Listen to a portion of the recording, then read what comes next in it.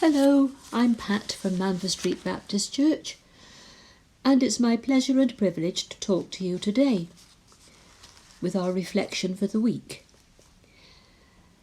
I wonder whether you, like me, have been piggy in the middle between neighbours who have decided that they've got a difference of opinion, which is rather unpleasant.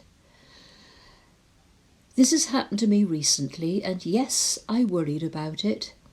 Then I prayed about it and realised I probably could do something about it by talking to each of them individually and finding out what was really going on. And I immediately asked the Lord, am I the right person to be doing this? And if so, would you give me the words, please? He gave me James chapter 3 about the tongue being a small member. No human can tame the tongue. With it we bless the Lord and Father, and with it we curse people who are made in the likeness of God. And from the same mouth come blessing and cursing. Well, I think that's equally true of social media today, when it's so easy to respond in the spur of the moment by writing to somebody, perhaps something you're going to regret later on, and just tapping the screen and sending it off. And then I thought, well, this is what's happened with my neighbours, what can I do about it? And I remembered a little incident about 3 or 4 years ago when I was picking raspberries. You're going to say, what on earth has picking raspberries got to do with a neighbourhood dispute? Well, listen on and you'll find out.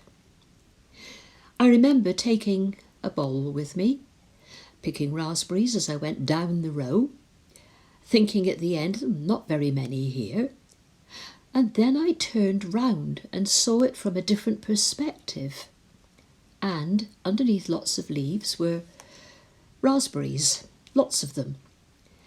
I ended up with quite a bowl full, some of which I froze, some of which I ate, just in case you wanted to know. And then I remembered that after that incident, I stopped and thought and reflected on seeing things from a different perspective. It's so easy to see things from one's own point of view without taking into consideration that somebody else might have different needs, a different approach. Something might have been happening in their lives that you don't know about that's caused them to be finding life rather difficult. And I immediately thought of my neighbours again and realised that one of them had been through some major trauma with health problems. The other one, they were fairly new to the area, and they weren't sure of something that they could do that probably they shouldn't, and hadn't really consulted.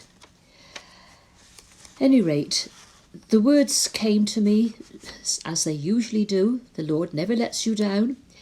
Any wrong words that I might say or write are always my fault, not his, and I take full blame.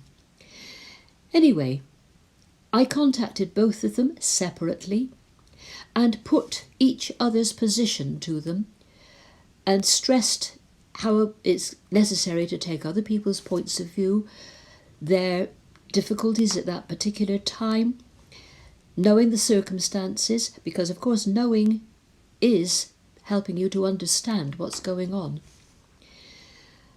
And I must say I was very, very pleased an hour or so later when I had a text from either side to say, we're friends again, thank you for your support. Well, it wasn't me, it was the Lord, and I thanked him immediately for it. But that is something that it's worthwhile perhaps reflecting on. What happens when you have put your foot in it and said the wrong thing or written the wrong thing, and somebody's taken offence and got upset? How can you put it right? How could you have prevented it in the first place, perhaps? Perhaps just the old-fashioned way of writing things down, looking at what you've written, editing it, keeping it overnight, sleeping on it, thinking in the morning, do I really need to send this, and perhaps tearing it up. Easy to say with hindsight, and we don't always do what we actually talk about and say we're going to do. So don't be afraid to take everything to the Lord in prayer. He will answer you. It may not be the answer you're expecting, but look for the unexpected in life. Well, that's all for today, and I hope you keep safe and strong and well, and keep smiling. Thank you.